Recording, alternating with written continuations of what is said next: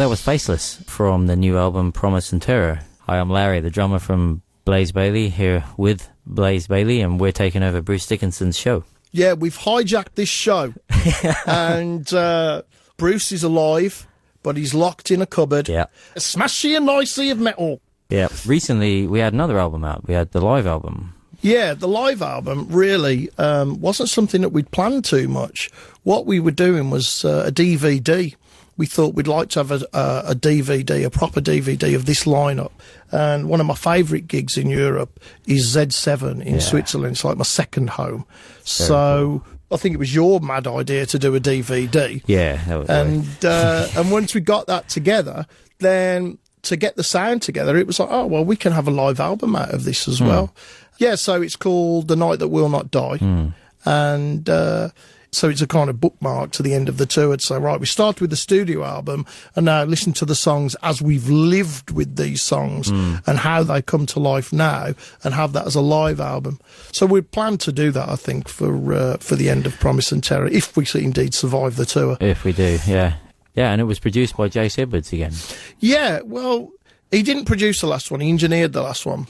His engineering, great, but as a musician, he's got a lot to give. Yeah. So, whereas all of us in the band can respect him as a musician because he can play anything. Yeah. You know, and he's a world-class guitarist. So, when he says something or makes a suggestion, you know it's coming from someone who's written a lot of songs and knows how to put a song together. So, I could trust him. So then I didn't have to focus as much on everybody else's part. Yeah. I could think about my own parts a lot more and my own delivery a lot more. And I left it to him, really, because I said, well, sound-wise, we don't really want to stray too far from The Man Who Would Not Die. Yeah. You know, we'd like to clean things up a little bit. Yeah. And from there, I could really trust him. So really, that was a weight off my mind. So it was great to have him on board. I'd definitely work with him again. I think we're going to see him do a lot of other bands. When people listen to Promise and Terror, I think musicians are going to say, who produced that album? Yeah. And once we'd recorded the drums in the studio, Jace set up his studio in your Everything house. was done at home, really. That's why it leads to this peculiar question I've got here. Why was your bed so important to the making of the album? This was the way we wanted to do it at home. And Jay set up his studio and he said, right, I need somewhere to set up the guitars now. And I thought he was going to bring like one speaker or something. But no, he wanted to set up a proper big Marshall 4x12. And the only place that would fit was in my bedroom.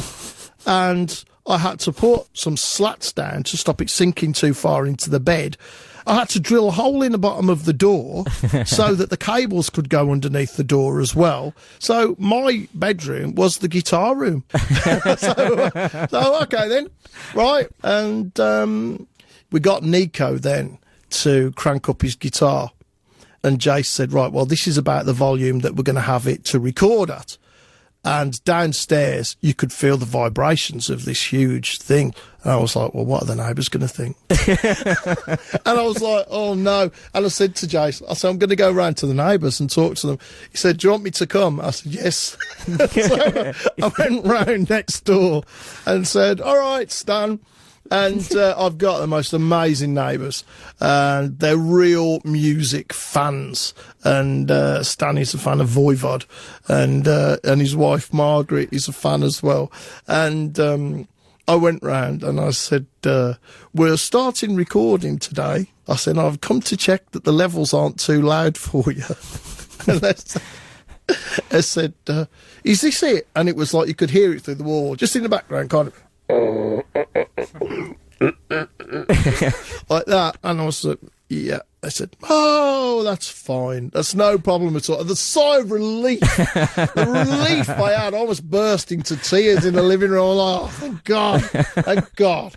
So we managed to do all the guitars and the bass and everything. And because we're at home, one of the things is we didn't really need to work past 11. A lot of times you're in a studio with no clock and everything, and you just keep going on, and it's not healthy. Yeah. So we would have that little thing, well, it's 11 o'clock now, come on, let's knock it on the head. You know, we don't want to be a problem and everything. Yeah. And it worked really well. Yeah. In your opinion, do you think the band's actually found a sound? I think we're on our way to it. I think one of the things that was interesting was when Jace Edwards first got involved, he said, well, this is like your Ride the Lightning album, you know, from Metallica. So, holy words. So if that's where they started to find their sound, then hopefully if this is us starting our sound, then it's going to be good. What does the rest of the year hold for Blaze Bayley? Well, it's an intense year. What we decided to do is tour as much as possible, to play every small gig that we possibly can throughout Europe. We should be doing 10 shows or more in Brazil. We're going to Chile for the first time ever. And Peru. And Peru. Yeah. So it's all really exciting stuff. We just don't want to stop, basically. Yeah. And for us, I think that is the important thing. This life has chosen us, and we are victims of it as much as we are warriors controlling our own destiny. We're also victims of metal and playing in a band because it is addictive. Yeah. So yeah, the year is going to be busy. Is there a third track as well? City of Bones. Ah, yes, my favourite. This is about Shostakovich. It's an idea, again, I'd floating around for quite a while, something I wanted to do about the siege of Leningrad, and Shostakovich was in Leningrad.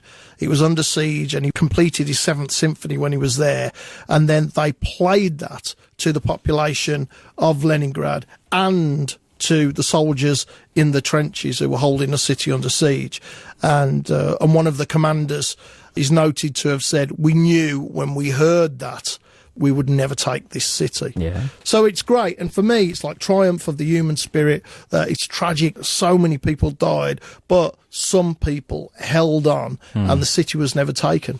And it was under siege for 900 days consecutively, and they never managed to get into the city.